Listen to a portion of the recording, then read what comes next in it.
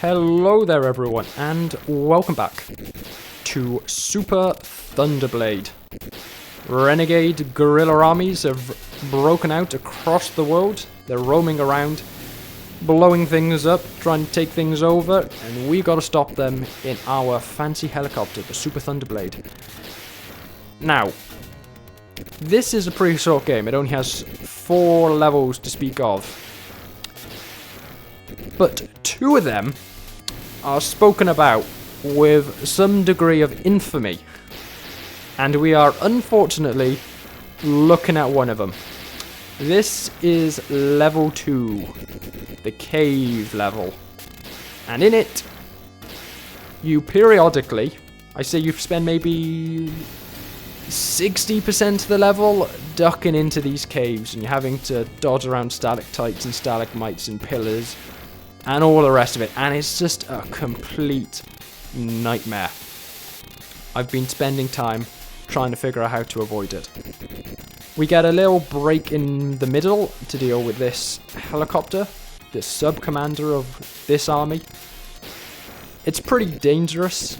You need to be in the right place when it first comes in, or else it's just going to shoot you straight out of the sky. You need to be on the very left of the screen, or else it's just going to shoot you out of the sky with the initial hail of gunfire. But if you are in the right place, it's pretty easy to avoid. It'll also get you pretty close to the 500,000 mark. That will get us a new set of lives. Now, I'm going to be real with you. It's impossible trying to duck around everything legitimately in this stage. It's hard enough trying to get into the caves because of the awkward screen scrolling. The best strategy that I've found, and it's not a perfect one by any means, do not get me wrong, it is not perfect. But the best one that I found is to just kind of go to the edge of the screen and go up and down. So every time that a new thing appears on screen, you just go up or down. So those have appeared on screen, you go up. Those appear on screen, you go down, up, down, and you just do that. You're just to the left enough that you're not getting hit by all of the stalagmites and stalactites and all the rest of that. That's another problem with entering the cave. Even if you actually get into it, you just get shot out of the sky straight away by the enemies as you enter. Just a nightmare level. But with that, with those caves, we're through it. We're through that section, and we are entering the final boss of the level. A large, once we get a move again, it's a large, very futuristic tank. Compared to the aircraft carrier in the last episode, the C Miner, and I'll be honest, my favourite bit about the game is just looking at the cool military code names they give all of the bosses and the vehicles, because that's honestly better than playing the game, which kinda sucks. This one's a lot tougher, I find. The problem is that if anything's left alive behind you, it can shoot you really easily. There's just so much more in terms of like turrets to hit you there. It's just a nightmare. Now, the one good thing about Super Thunderblade, will be TJM, is that it has, unlike Altered Beast, once we get through all of this, unlike Altered Beast, come on. There we go. Unlike Altered Beast, it has a continue option, which means that if we die in a level, we can simply press continue, and we will start again at the beginning of it. So I don't need to go and ruin the magic, the illusion of the moment, by just save scumming through it. I can just do that and hope to continue from where we left off. Now, of course, that puts us back at the start of the level, which, considering where we are, not exactly preferable, but it's better than we would otherwise have to make do with. You can just about squeeze through the corners of this cave by doing that. It's not really worth it though, it's not consistent enough. Unlike the last level, even the outside bits are evil. Just a horrible, horrible stage. It's not even on a skill level basis, but it's just poorly designed. Like, having to squeeze through into the caves, but because of where the enemies are, they just shoot you out of the sky immediately.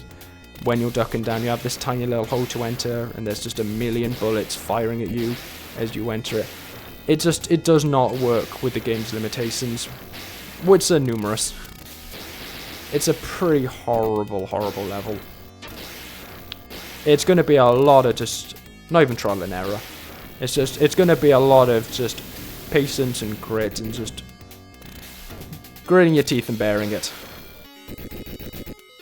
I'll be honest, the first half of the level is almost more difficult than the first. As you can see, that initial hail of sustained gunfire, very dangerous. You just need to be on the right side, the left side of the screen, so that it ends by the time that you have to cross back over to the right. It's just over. But once you do that, it's the usual circling around business until eventually the engines go and it dies, and we're all good.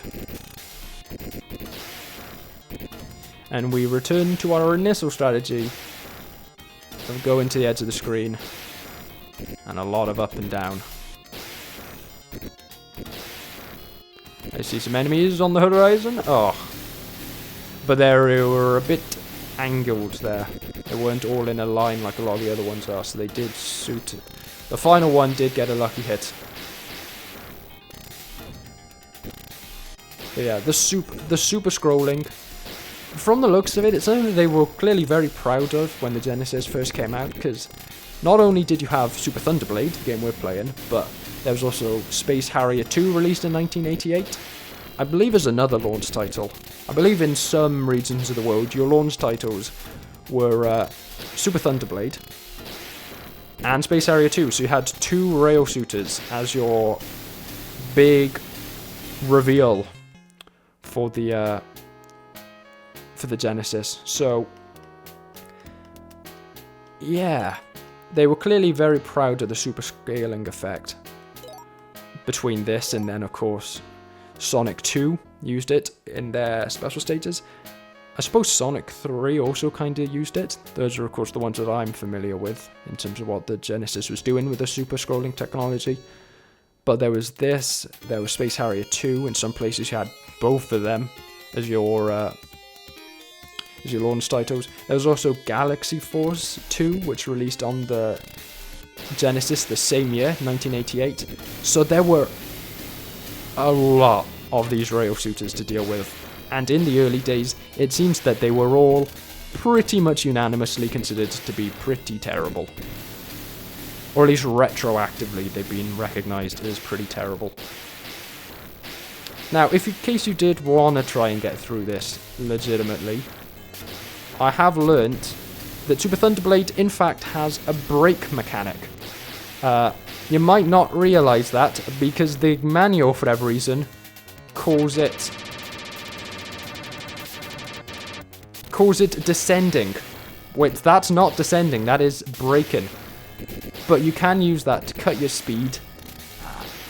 I suppose the idea is that you use it to kind of weave around things. It doesn't really work for that, though. It's just not robust enough for that. For that sort of precise nature. It cuts your speed. It's not like a true brake where you just kind of, you know, go to a certain degree and then you just like roll forward. No, it's a complete stop if you keep holding it, which makes it a nightmare trying to use it to get around anything, because the entire time you're doing that, the enemies aren't coming towards you, and they're therefore still shooting at you. Oh, they do come towards you. Okay. But even so, I can't see an area in this level where it's going to come in that useful.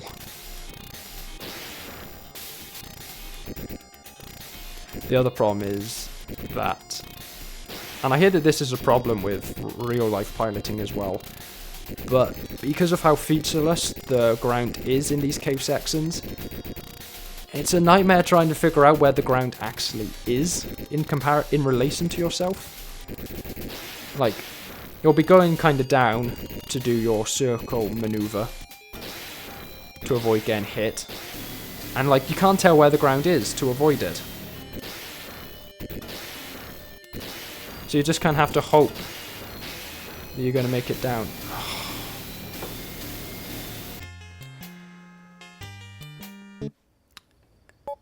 Oop, nope. Muscle memory.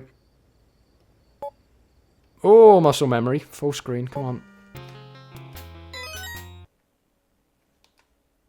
I'm pressing all of the wrong buttons there. But eventually, thing appears. There we go. Right, the Jackman.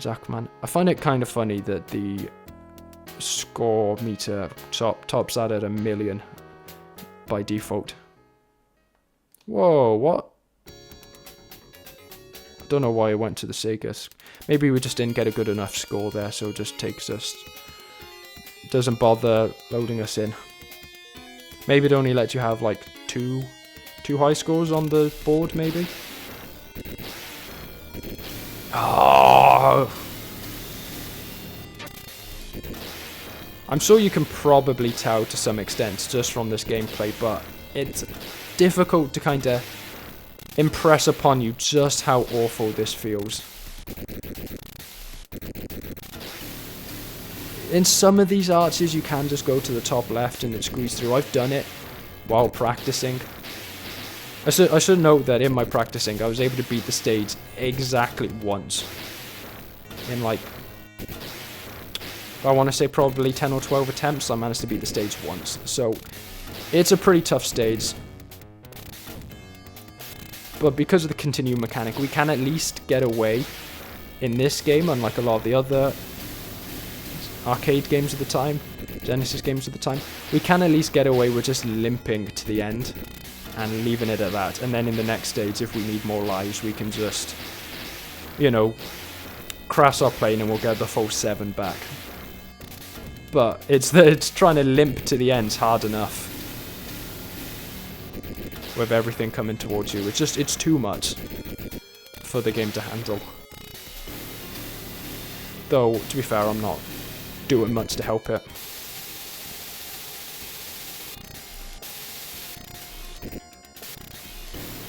Sometimes it cuts you out. I think it's because I kind of got stuck in the corner. I think that's how I was able to kind of keep catch up with me. Oh, I'm really messing it up this time.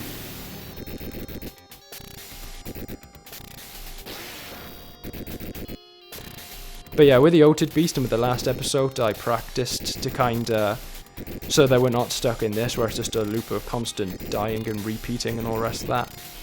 Not really an option in this level. There's just no way around the fact that it's a slog, and I'm probably gonna die a lot doing it.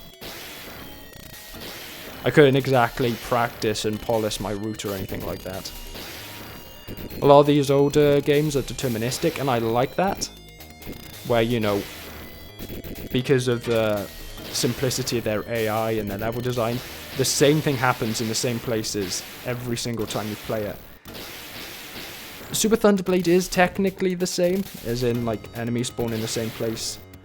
They'll attack in the same place. So it is technically deterministic, but there's just too much to a level for that to really work. So I don't know why we get to put a score in this time. But, same as always, the Duckleman, TJM. End it, yep. There we are. We're filling up that board. Whoa, where's our continue option gone? Nah, screw that. Maybe you only get so many attempts to beat it before it just takes it away from you. Okay, well, I suppose we are save scumming then. With that save, I kind of did it in an awkward location. We have to dodge to the side as quickly as possible. Kind of to the top left, or else we get shot out of the sky immediately.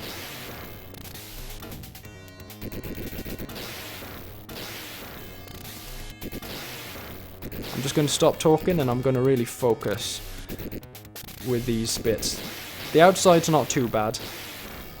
There are some locations, I think it's this one, there's just so many planes and tanks on it. There's just so many projectiles. But with this one, I just need to stop talking and really focus on where I am. It is pretty precise trying to weave around everything. There we go. We get through unscathed. The boss appears.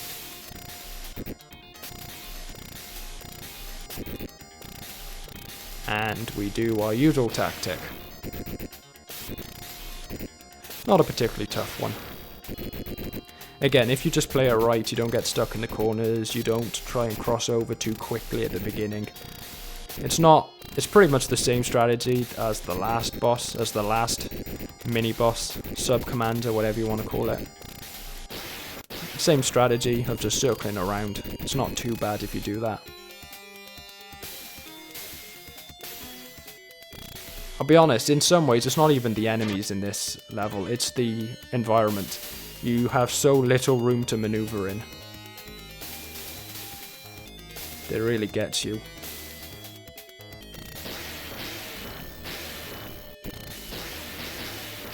Oh, but this one's going pretty well. Going pretty well. I'll take that. I think we ate the life we got for our score there, but that's alright. I'll take that. I'd rather just survive. We don't even need to fire anything off. Oh! It's fine, we've got plenty of lives, and I think that this is the final cave of the level. I think once we... Oh, no, there's one more cave. I felt that that one was strangely long. But same strategy as always.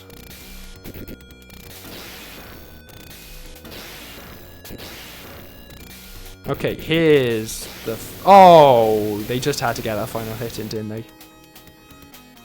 Just had to get that final hit in before we got to the boss. But here we are.